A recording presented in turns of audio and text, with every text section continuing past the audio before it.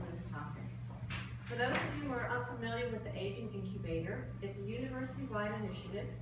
Our overall goal is really to create an infrastructure in which it will facilitate interdisciplinary collaboration, a sharing of resources, research, technology, and hopefully pooled interest. Today, as part of the Aging Incubator's Brown Bag Luncheon Series, we have Elisha Russ-Fishbane, who's an assistant professor at NYU in Hebrew and Judaic Studies. Elisha is a historian of Jewish life and culture in the medical Islamic world and of the religious and cultural encounters between Judaism and Islam. His first book on the Jewish Sufi movement of 13th century Egypt, entitled Judaism, Sufism, and the Pietists of Medieval Egypt, a study of Abraham, Maimonides, and his circle. This book was awarded the Salo Whitmayer Baron Book Prize. He's currently completing another book on old age in medieval Jewish communities of the Mediterranean region, and that one is entitled The Sabbath of Life, Portraits of Aging in Medieval Jewish Culture. Today, Elisha will be presenting on geriatric medicine in historical perspective, a view from the medieval Arab world. We are delighted and thrilled that Elisha is presenting today, and please join us in welcoming him. Thank you.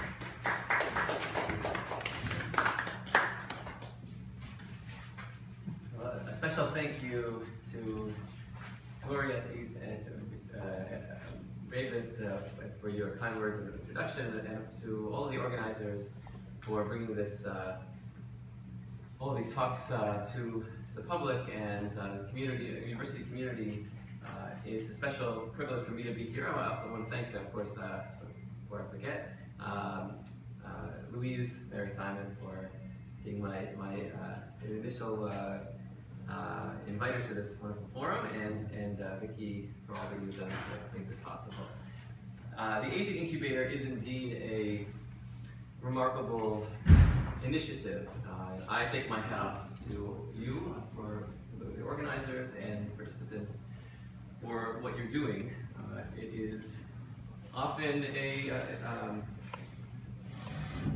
work that we do in isolation. It's hard to sort of see the many connectors to other fields that overlap with our own, and it's a special treat and privilege to be stand front of the text eventually, but to be able to make those connections with one another. So hats off to you. Thank you for all that you've done. As a way into this topic, I wanted to give just a brief overview of this book that Victoria mentioned that I'm finishing up at the moment, called The Sabbath of Life, Portraits of Aging in Medieval Jewish Culture. The sort of sphere of medieval, for the purposes of this book, medieval Arab world, but also the Mediterranean region more generally, and let's say from primarily the 10th, 11th centuries up until the 14th, 15th, even sometimes the 16th centuries. The book itself breaks down into a number of diverse topics, major categories that I thought would be just worth mentioning, in part because of the fact that as someone who's ventured into this field without, let's say, too many people writing on this topic, medieval aging and medieval Jewish culture before me, I felt that I wanted to provide something of a broad scope. And so the first part of the book deals with conceptions of aging. How old is old, for example? What was the threshold of senescence for women, for men, in ideal conceptions and lived experience? A whole variety of perspectives, the idea of the ages of man, this tradition, and how people imagined the onset of aging and the different phases and stages of aging. Ideas of longevity. People had various conceptions of longevity that were connected with both the religious traditions of whether Islam or Judaism, or in this context, or of course the intellectual traditions of the Greco-Roman world that were inherited and adapted within it. and then, of course, how people imagined and wrote about the aging body and the aging mind. Other aspects of this book look at the social, economic, communal aspect of the lived experience of aging in family life, multi-generational households, what the roles that grandparents play, for example, and the caregiving mechanisms, both grandparents as caregivers and as those cared for in turn, and then when families did not or could not provide the support, the way in which the community stepped in. There are all various different aspects of the ways in which the lived experience of aging emerges from documentary sources, from letters and contracts and the like. And the last part of the book looks at the cultures of aging, the expectations, the ideas of the dignity of age, the kind of, let's say, honorable way in which an elder was expected to conduct oneself, as well as how an elder should be treated, and the literary tradition of what it means to face mortality at that phase of life, and of course, the book finishes off with this tradition, exploring the tradition of wisdom in aging, and how wisdom was associated with the aging self. So all of these different aspects come to play in this work, and the part that we're looking at today functions as an attempt to reconstruct the geriatric medical condition as part of the constellation of perspectives on how the aging body and aging mind were categorized, described, and treated. And in many respects, following Galen, as we'll see, the aging body and the aging mind were treated pathologically, were imagined as a kind of a breakdown of physiological health, and so there were notions of treatment that were specific to help even cure the symptoms of age. So this is sort of where we are coming from in this for today's talk. But as a kind of a way in, as a bridge into the topic, I did want to provide you with a couple of sources that give us a sense of aging in the first person. How some people, describe their own experience, and as perhaps a way to come to terms with the reality of aging, but also how it became almost a kind of a trope, a cultural trope, for how it was described, and that may, I think, connect nicely with some of the sources, the medical sources that we will be looking at shortly. So the first source that I wanted to bring to your attention comes from the 11th century. It is, actually we have the exact year, 1029 in the Christian calendar. Of course, they provided their own dating system. But actually there are a number of dating systems in the medieval Jewish communities of the Islamic world. But in this particular case, we know it corresponds to 1029, and it was written in Palestine by the head of the community of Jerusalem, and one Solomon, son of Judah, who was for many, many years a towering figure in that part of the world, and lived for a very long time. He lived into his late 80s, and this particular letter comes from his from 1029, when he was turning 60 years old, and it survives in a cache of documents, of thousands of documents, that we know of as the Cairo Geniza. Just to maybe ask for a show of hands, how many people here have heard of the Cairo Geniza? So a number of you. Cairo Geniza, for those of you who have not yet been privileged to make the acquaintance, was originally a storeroom in the old Cairene synagogue, known as the Ben Ezra Synagogue, which was a depository for what we might call sacred trash. Right? That is to say, documents that, at least in theory, had God's name written on them, were not discarded in the ordinary trash, but would be thrown into this kind of chamber for eventual burial. That's the culture. In the Islamic tradition, this is a similar system, although they would burn these sacred documents rather than bury them. But this is variations of a similar tradition. And it was known as the Geniza, storing away. And so it's known as the Cairo Geniza. And actually, the later Egyptian authorities, antiquity authorities, dug up in an old Jewish cemetery in the 80s another Geniza that they found documents buried in the Jewish cemetery that they call the Geniza Gedida, the new Geniza. They have in Egypt. They're not very happy that these other trove of documents that were discovered at the end of the 19th century, that we call the Cairo Geniza, were actually spirited away from the country by scholars, including the great Solomon Schechter in the late 19th century to Cambridge, England, and also to other places. So this particular document comes from that trove. So and because of the random nature of these documents, we just have it provides an amazing window into daily life that we would not have otherwise. So the source you have before you, I'll just read it along with you. As for me, my sun is in descent, extremely close to setting. My soul has been in a depression since the day my contemporary passed away. May his repose be in Eden. My only request from God is to allow me to live out this year, so that it not be said that both of them died in a single year. As my dear friend, you must know that I move about as a shadow. I have no authority left, only the title. Remember, he was the head of the Jewish community of Fatimid dynasty, Jewish communities of Fatimid dynasty, that is to say Palestine, Egypt, the Levant area. My vigor is exhausted, my strength weakened, as is my knee. My gait has become unsteady, and my eyes have grown dim. When I have recourse to writing in my studies, the lines are sometimes straight and at other times contorted. It is the same with the words themselves, as the mind has been unsettled since the day my dear son departed for Aleppo in order to bring home some goods that are being held for him there.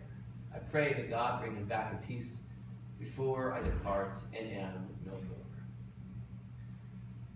It's an incredible letter. Very, very moving, personal. You might have expected a person of Solomon's stature to present himself with a different, let's say, represent himself differently to his reader, or maybe even to the public, knowing that in this culture, sometimes letters were being read by others than simply the intended reader. We might have expected him to present himself in a perhaps more, in a stronger image. Rather, he's unafraid of the reality of his own condition. He speaks openly, has come to terms with what it means in his own experience to be experiencing diminished capacity physically and mentally. And he describes it, interestingly, through the prism of these verses in Psalm 39. Psalm 39, I was tempted to go through it with you, but is a very moving psalm in which the psalmist expresses the desire to know about the limit to his life, when his end will come, and of course to provide him with a perspective on what it means to be a fleeting, transitory being. And so it's appropriate that he specifically quotes this psalm in this context, describing himself as a shadow, before I depart and am no more. So again, we have this interesting kind of interplay between personal experience, very raw autobiographical description on the one hand, and a filtering of that experience in a semi-traditional manner through the language of Scripture, the language of tradition, provides him with a way of describing his experience. I should have mentioned, by the way, that I'm very happy for anyone to ask questions along the way, and at the end I'll provide more opportunities. But before we jump on to our next individual, I'd like to say source, I did want to offer an opportunity for some people to ask questions. Yes? Who's the contemporary? A contemporary that we might have heard of? No, there. Yeah. Oh, a contemporary. We don't know. We don't know, and this is what's tremendously frustrating about these documents is, yes, they provide us with this candid window into daily life, but it's a fragment. It's a fragment. There's no moving image. We don't have a visual sort of we can't reconstruct what the whole background. Sometimes we do. Sometimes we can figure out, we can trace a series of letters to a single individual. In this case, we can, although we don't know exactly who he's talking about in this case. But we oftentimes have many documents attributed to a single individual or about an individual. What language was it written? This is written, thank you. This was written in what we call Judeo-Arabic. Judeo-Arabic was mainly Arabic, or what is today known as Middle Arabic for linguists, but in Hebrew letters. And of course, one of the distinguishing traits of Judeo-Arabic is that they also used a healthy dose of Hebrew or Aramaic words or phrases. That is to say, phrases from the Jewish tradition.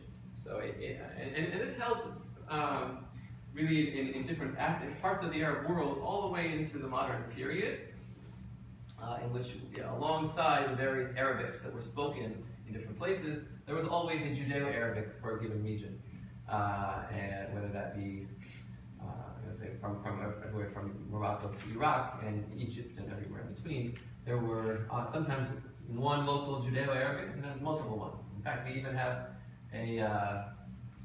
the Jews of Arabia in Muhammad's time, and back in the 7th century, they were described as speaking Yahudiya, Jewish, right, which is Arabic, but it was their version of Arabic. So it goes back very, very far.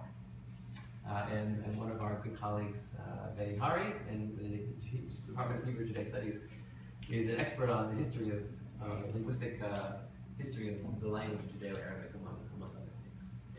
Good. So maybe I wanted to show you a not exact contemporary, but rough contemporary of Solomon in the eastern part of the Islamic world, in Iraq. Known as Sadi Gaon, very famous writer, prolific philosopher, theologian, and in one of his most well-known works, Book of Beliefs and Opinions, he says something that doesn't speak personally, but reflects a kind of collective experience about aging. He has as follows: some say that a long life allows a person to achieve all that they desire, both spiritually and materially. When a person reaches old age, all that he once desired fades away, and he continues to live against his will. As Scripture says, here's quoting, as you can see from Ecclesiastes, until the arrival of the evil days, when the years come in which you say, I have no interest in you. One's radiance, appearance, beauty, senses, and strength fade away.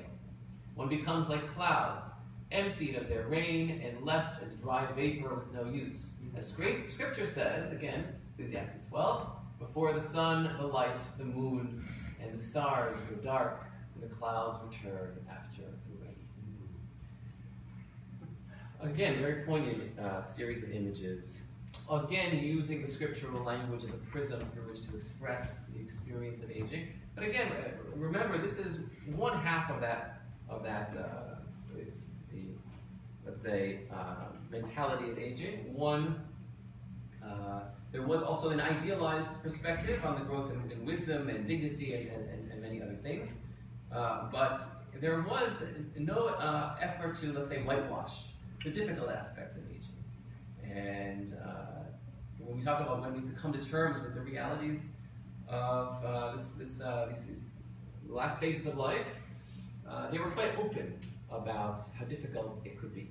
And this is one of the hallmarks, of the striking features of these documents, is that they are not afraid to really call it out as it is, or sometimes at least certainly can be. And in this context, Ecclesiastes 12 is another appropriate, let's say, context through which to reflect on this. Ecclesiastes 12 is a meditation on, most likely, it's a very difficult chapter, but probably is a meditation on a funeral and the end of life. So it's a very interesting kind of occasion for him to draw some reflections for his own descriptions. Now, one of the sort of heroes of the medieval medical tradition that we're going to be looking at, from the Jewish medical tradition within the Arab world is the great Moses Maimonides. Maimonides was the most prolific of the Jewish medical writers, the one who has the most connections with other writers within the Arab sphere, and of course going back to the Greco-Roman period, the great Galen and Hippocrates before him. Maimonides also, however, used his pen in multiple letters to describe his own condition. Maimonides, we know, died in 1204 at the age of 66, but at the same age, actually, as Solomon at the age of 60. And that was actually one of the ironies of Solomon's letter, the previous letter, is that, of course, he wrote it at the age of 60, thinking he was about to die. He ended up living almost 30 years more. Maimonides wrote of his own experience around the same age, around 60, in 1199. And here we have the top letter. This first one comes from 1199, this next one from the year 1200. In his letters to the sages of Lunel in Provence, southern France. And so he was 60, 61 at the time, and he only lived a few years later in this case. And again, as part of my study on how old is old, one of the most common, let's say, periods that are described as the onset of aging is actually 50s. But again, each person describes this a little somewhat differently. So some even go back to 35 as kind of this ideal turning point, because in the ideal lifespan in sums, right, the average life is said to be 70. The years of the life of man is 70 years, and if he has extra vigor, 80 years. This is some, what is it? Is it 90? I have to double check. But because the average lifespan in that context was imagined to be 70, so there was this idea that 35 is the turning point. There are multiple perspectives on that. Maimonides here is 60 years old, and he says, "I am no longer today like I was during the days of my youth. To the contrary, my strength has faltered, my heart is weary, my spirit is diminished, my tongue is heavy, and my hand trembles. I am too sluggish to compose even one small letter." And this is, how are we so fortunate to hear Maimonides' reflections on his own aging condition? Because he's writing to sages from Lunel who wrote to him with questions about a work that he wrote. And he was writing about why he was so much in delay and so tardy in responding to their letter, explaining what's happened to him and why it's difficult for him to write. And it's that randomness of the. It just so happens that he's explaining why it took him so long to get back to his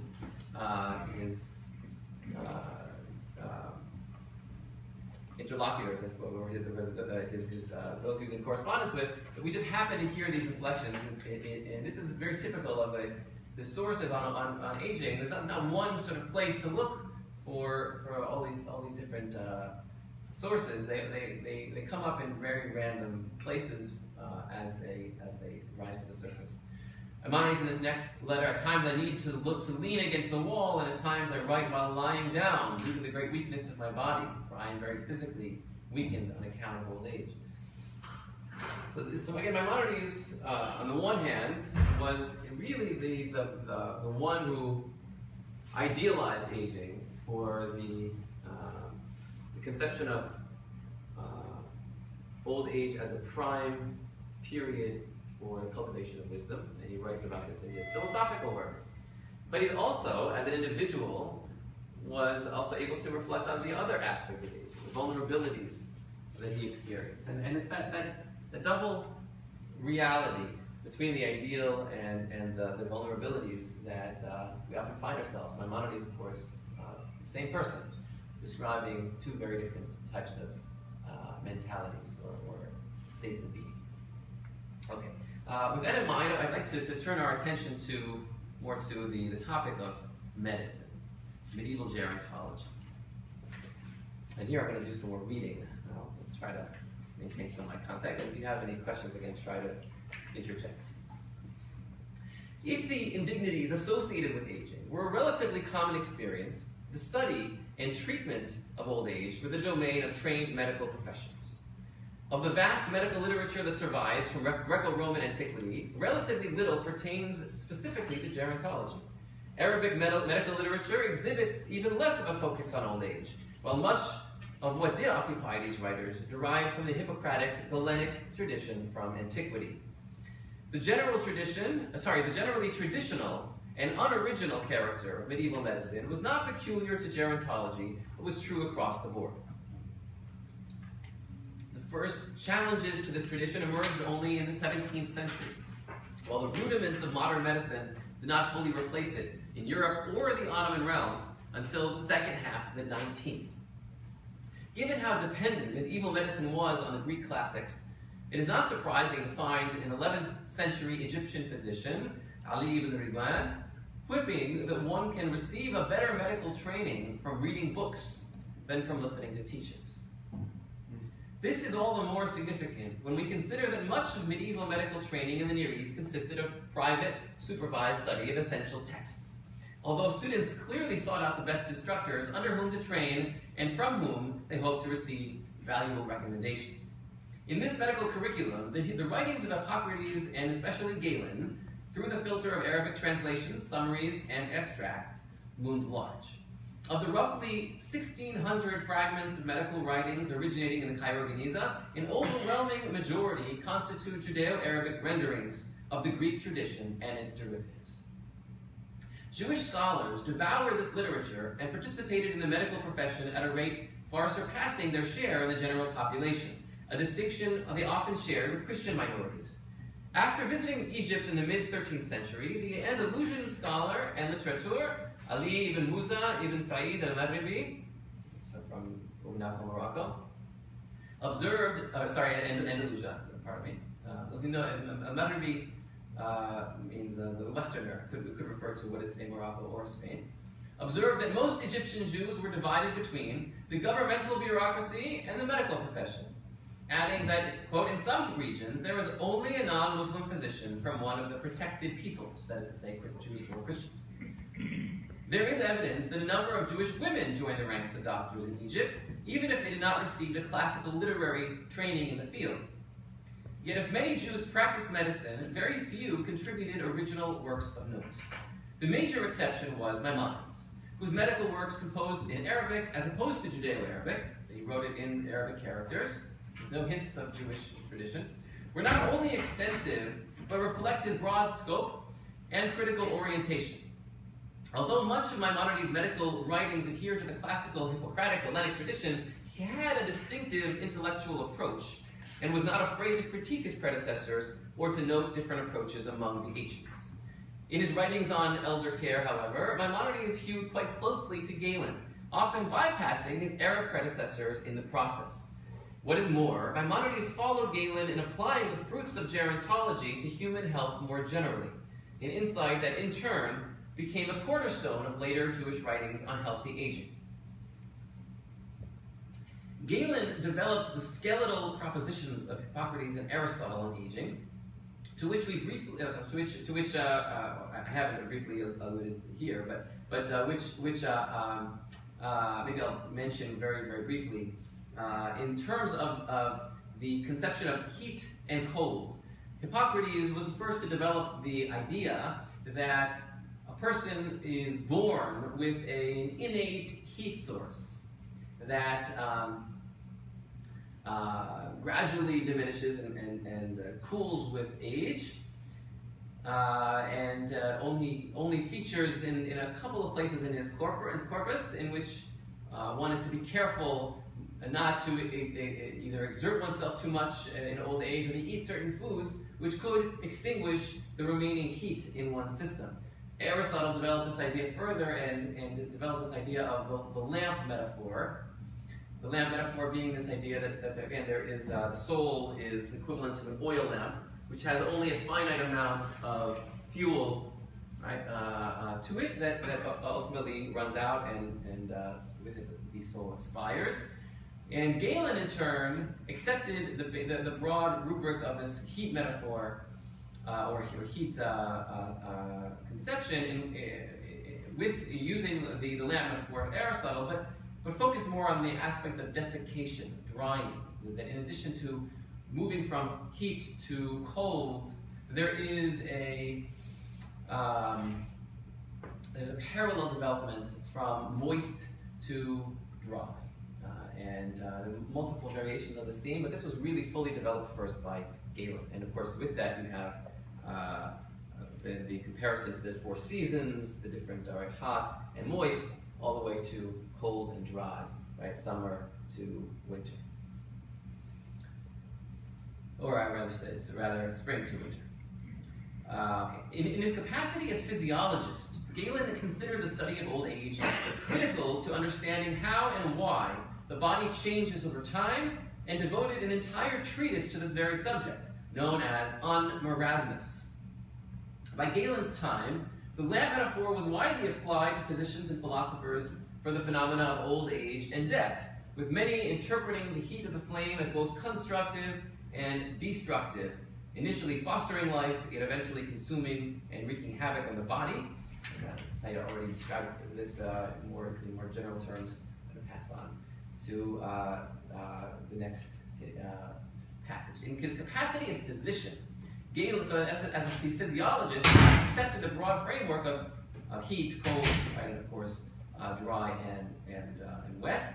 In his capacity as physician, however, Galen considered it his duty not merely to understand the process of aging, but to detect mechanisms to counteract its physiological effects. To become a proper geriatric physician, he maintained, one must first master the fundamentals of the heat, cold, moisture, dryness continuum, and how it manifests itself in the aging body. After defining old age as a, quote, dry and cold temperament of the body, Galen concluded that, quote, the one who knows the condition of old age scientifically, that is, dryness along with coldness, is a good doctor for the aged if he thoroughly learns the moistening and heating materials of remedies, end quote. With this statement, Galen sought to bring his theory of aging in line with an ideal medical practice.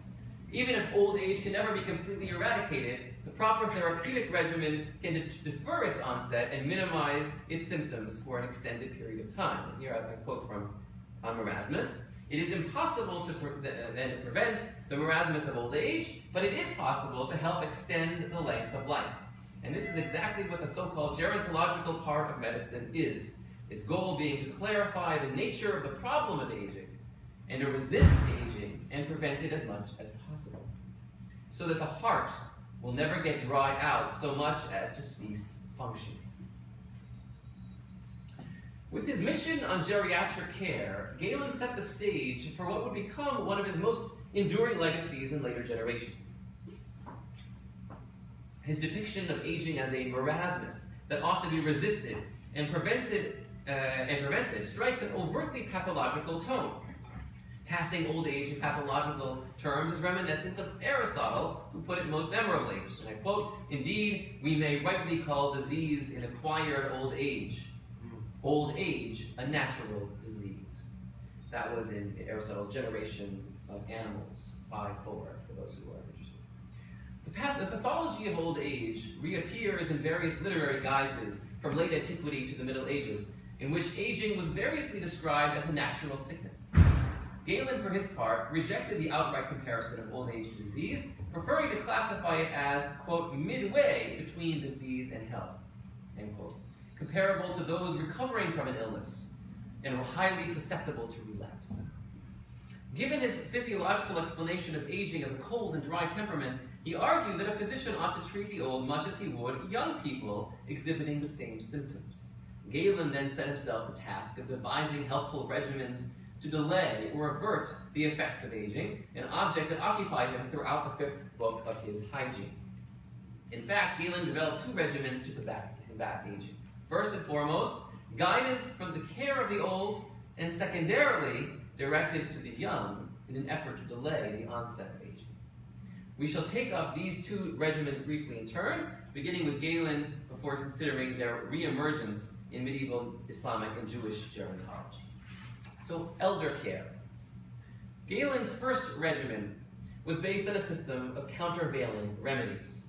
If the old suffered from a cold and dry temperament, the task of the geriatrician was to prescribe foods and activities that have a warming and moistening effect on the body. He singled out the benefits of, quote, hot baths, of sweet waters, drinking wine, he preferred the red variety, and those nutriments that are naturally moistening and heating at the same time. Galen prescribed all manner of foods and beverages with warm or moistening properties in the greatest detail, including, as I hinted, a long list of the best wines and where they are cultivated. Stipulated appropriate forms of exercise to maintain activity and stimulate the bowels, expatiated on the benefits of regular massages, and detailed the ideal timing for all of these throughout the course of the day. At the same time, Galen insisted upon a principle of flexibility in the treatment of each individual, arguing that no one size fits all, as each individual possesses a unique temperament, conditions of life, and personal history. Quote, "For just as it is impossible for cobblers to use one last for all people, so too is it for doctors to use a single beneficial kind of life." Galen's principles of elder care were adopted whole cloth by his medieval successors, albeit on a smaller scale and adapted to an Arab readership. That is to say, the foods and the wines are known by different names, but this is very similar, of course, to Galen. Although only a handful of medical writers in the medieval Near East devoted themselves to gerontology, those who did heavily abridged Galen's regimen, focusing on the bare essentials of diet, rest, massage, and exercise. The first to do so was Avicenna, so 11th century Persia, in 4 related subsections of his Canon of Medicine: an introduction to the physiology of aging and the inevitability of death, a chapter on the temperaments associated with each stage of life, a short digression on the effects of age and the pulse, and a more extended chapter on the proper regimen for the old, tadbir al-mashaykh, the regimen for old people.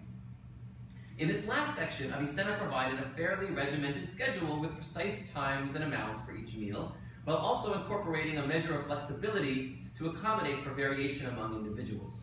Before recommending an appropriate routine or schedule, the physician ought to consider the physical condition, prior illnesses, precise temperament, and fitness of each patient, among other variables.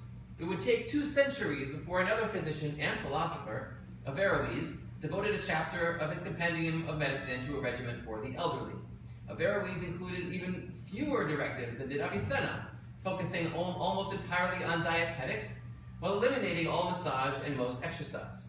Averroes, for his part, was apprehensive about exercise for older adults, due both to their weak condition and the ineffectiveness of exercise in older bodies that have, as he understood, a build-up of excess waste. It is within this Greco-Arab medical tradition that Maimonides emerged and made his own modest contribution, including in the field of gerontology. In his medical works, much like in his legal ones, Maimonides presented himself as a classicist. While intimately familiar with the works of Avicenna and Averroes, among other authors, Maimonides made only occasional reference to his Arab predecessors and contemporaries, referring to cite Hippocrates and Galen therein. Maimonides himself made no claims to originality, and a careful study of his medical writings will yield little original content. In his preface to his most comprehensive work, Chapters on Medicine, also known as Medical Aphorisms, or Chapters in Moses, Maimonides announced his intention to cull exclusively from Galen and to reference his source at the end of each aphorism. Galen was, for all intents and purposes, the chief source of the medical tradition and the only one necessary to cite in a medical compendium. Unlike Avicenna and Averroes, Maimonides did not devote a special chapter to old age, although he addressed all of the fundamentals of Galenic gerontology in condensed form: the use of the lamb metaphor, cold and dry temperament, comparison of convalescence to convalescence, right, and the vulnerability of relapse, progressive stages of aging, principle of individual variation, and assessment, among others. As with Galen, Maimonides' primary interest was less in the theory of gerontology than in the practice of geriatric care. His regimen concentrated on the same warming and moistening techniques developed by Galen and reiterated by Avicenna and Averroes. He reviewed the benefits of regular exercise, massages upon waking, frequent bathing in warm water for the elderly for as long as they are physically capable. He likewise dispensed detailed dietary prescriptions, focusing not only on the types of nutriments, but on their ideal preparation and proportions, with an eye to enhancing their diuretic and laxative properties. Maimonides viewed this regimen not merely as a method of coping with the symptoms of aging. Actually, I think yes, okay. Here we go. Maimonides reviewed this regimen not merely as a method of coping with the symptoms of aging, but as a mechanism of delaying their ongoing manifestation. Echoing Galen's optimism, Maimonides summarized the goal of this regimen. Here I'll show you this passage from is Fusula Tib, Chapters of Medicine. Preventing or averting old age is impossible, but preventing the speed of its development is certainly possible, and is the purpose of the regimen for the elderly in their diet, frequent bathing, sleeping, comfortable bed, and avoidance of anything with drying or cooling properties. Again, very similar to Galen's prior description. With his summation of the goal of geriatric care, Maimonides revived the fundamental premise of Galenic hygiene, one ignored by Avicenna and Averroes, namely, that the indignities generally associated with aging are not essential byproducts of the aging body, but the result of poor hygienic care. According to this model, the primary purpose of gerontology was to treat those for whom aging constituted a quasi-illness, who were, in Galen's words, midway between disease and health. With the proper treatment, the symptoms and ailments associated with aging were believed to be as curable for the old as they were for the young. And because, in the interest of time, I'd like to be able to turn to some of your thoughts and questions. I just wanted to provide a couple of brief sources without going into depth on this approach of the preventative approach to geriatrics. Galen, you see here, he says, is necessary for someone who is a lover of truth and at the same time diligent among the best, not to flag in the face of the length of the art of hygiene, but to marvel, right, the magnitude of his precepts. For how are the actions of this art not great and wondrous, actions that allow a person to grow to a great age, maintaining himself continuously healthy, unaffected in the senses, free of disease, free of pain, and sound in all parts, unless he happened to be altogether diseased in the body from the beginning. So this is an optimistic approach to being able to avert the symptoms of aging. And he referred to these stories, anecdotes of individuals who lived to great ages and their regimens. He mentions his own experience, that after he adopted his own regimen, he lived for a long time, whereas previously he was quite sickly, so he advocated based on his own experience. Avicenna, so before we turn to Avicenna, actually, so one of the excuse me, sorry. One of the things that is so striking about Maimonides in his Galenic approach is that he specifically bypassed his era predecessors back to Galen in advocating this kind of optimistic approach to preventative care. And it's interesting to kind of contrast his approach with that of Avicenna, who says specifically that the art of health preservation does not bring to each body the extreme longevity that people desire, precisely the opposite of what Galen had advocated. Rather, he says, the art of health preservation brings the human body to that point known as the natural predetermined lifespan by preserving favorable conditions. In other words, Avicenna adhered to an idea that there is a fixed lifespan for each individual. Now, when the oil of the lamp, right, dries out, but also very much influenced by his own Islamic theology. That is to say, within the Islamic tradition, there is, going all the way back to the Quran, there is a very strong notion of a predetermined lifespan, known as ajal. Maimonides reacts against this idea of ajal, of a fixed lifespan, and drawing upon Galen, he made the case that in fact a person could adopt a healthy regimen and live for a very, very long time. And he says this in his Laws of Character Traits, in his law code, of all places. As for anyone who conducts himself with the directives we have prescribed, I guarantee that he will not succumb to illness all his days until he lives to an advanced age and dies without the need of a physician, such that his body will be sound and remain healthy throughout his life, unless he was sickly, and again, like Galen, from birth, or became accustomed to an unhealthy lifestyle from infancy. So Maimonides, through his classicism, through his adherence to Galenic principles, ultimately revived this optimism vis-a-vis health and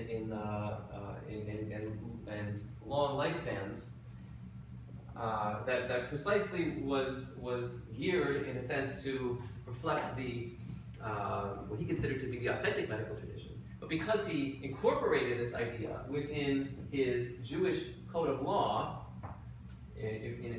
perhaps unintentionally, it became an important, let's say, element within later Jewish thought, this optimism vis-a-vis aging that one sees in echoes of Maimonides, that again, really have their origins in Galen and not in the Jewish tradition. So what we have, in a sense, is a medieval Arabic medical tradition, which is in fact rooted in the Greco-Roman tradition. Of course, Galen wrote in Greek, but he was of the Roman period, 2nd century. And an attempt in Maimonides' unoriginal way to, in a sense, revive an orientation to geriatrics, which ultimately, even though it was traditional, ended up being quite novel in its time. I'll stop here and take your questions and reflections and perspectives. Yes? How did Galen become so important?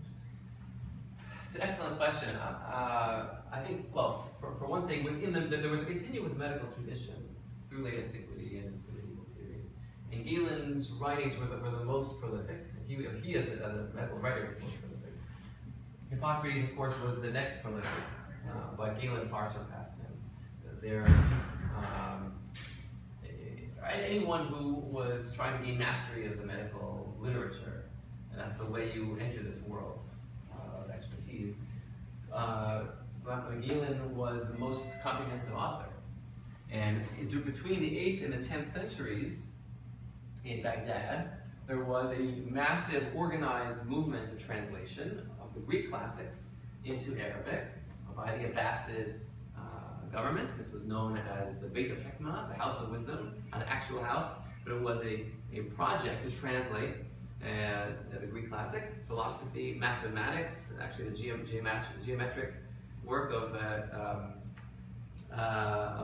the ancient Greeks assisted the Abbasids in the construction of their new cities, and of course medical works as well. So Galen was already very much ensconced in the medical tradition prior to the Arabs, but with the translation of the Greek works, he became paramount within the Arab world as well. Yes. Any other thoughts from your end?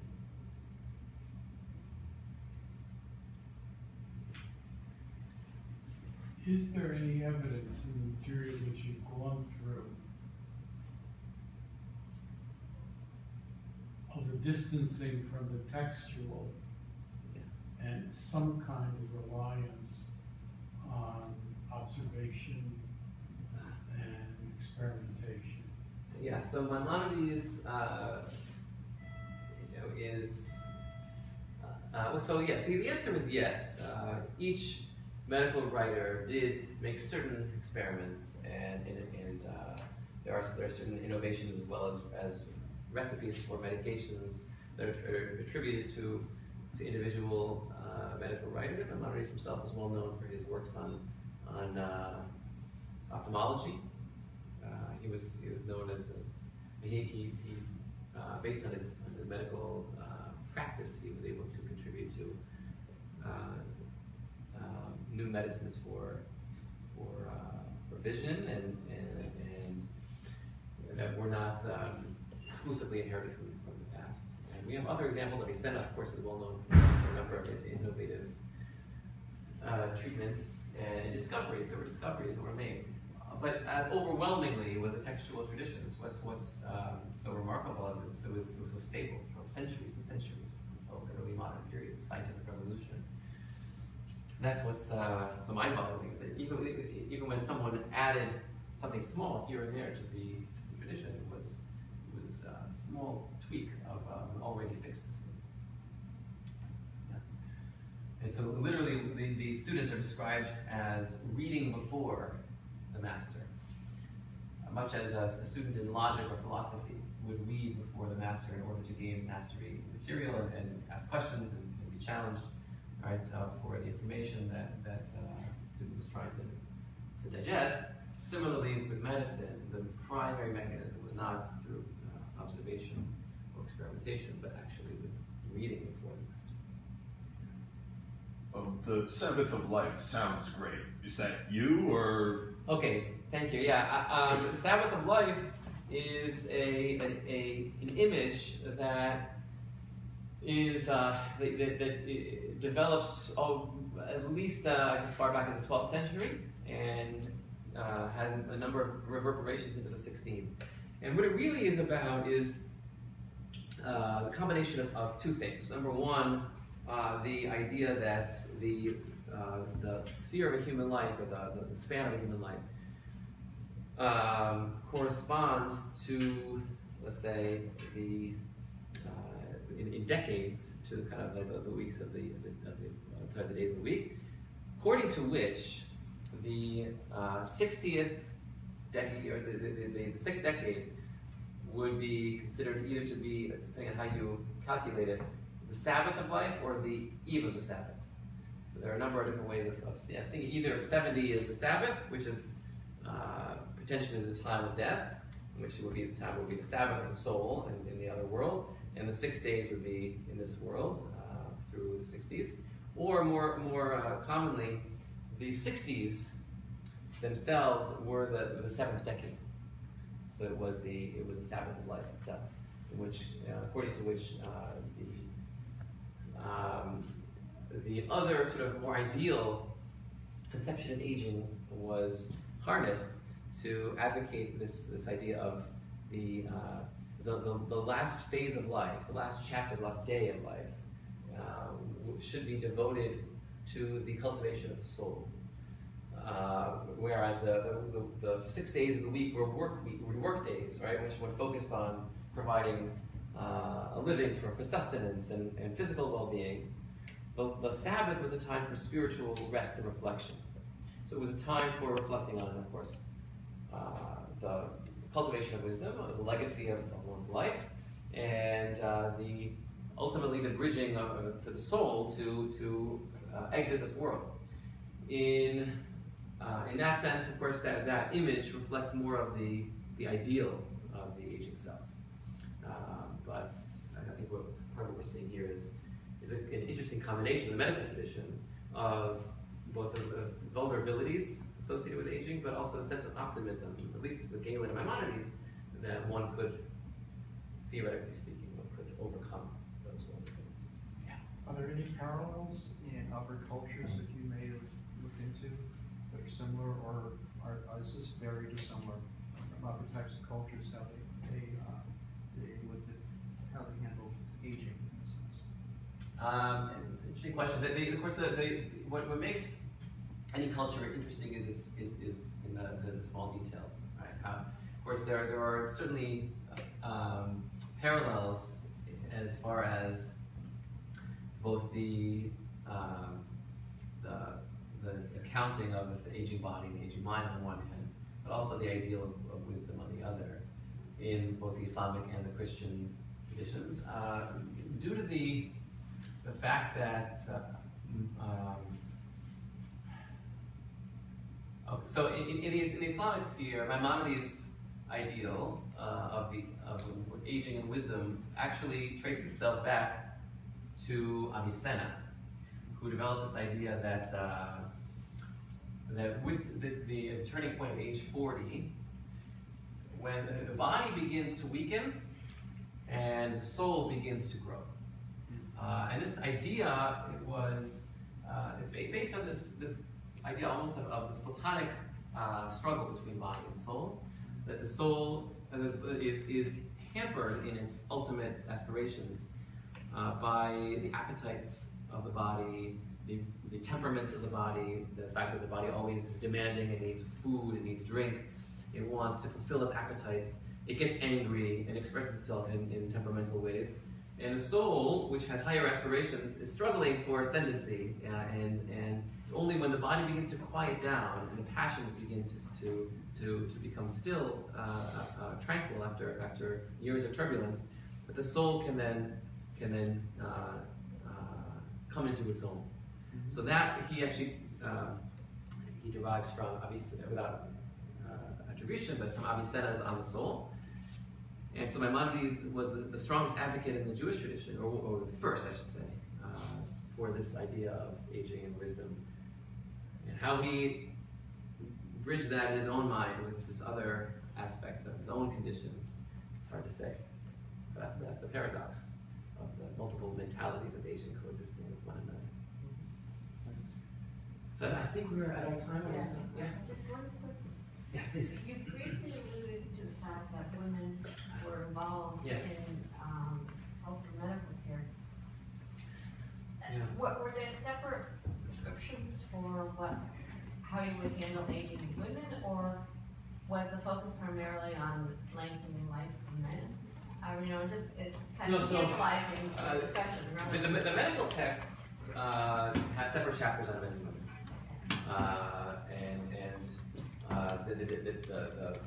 both the vital signs, how they differ from men and women, how aging differs, the coolness and heat, and the different diseases specific to each one. In terms of, let's say, women in the medical field, they typically, from our sources anyway, they seem to have been limited to working with other women. So, of course, you have midwives, and you have other women who specialize in gynecological diseases and treatments. And those we have evidence for the Geriatric for women who engaged in those fields. But because they weren't given access to the literary training, classical training, and the nature of the society at the time, they didn't take on a public professional persona and such. But they did engage in, of examples in which women are described as doctors. But again, the question of even just at what point a person ages or is seen to age varies in terms of how typically the men of these documents describe male versus female aging.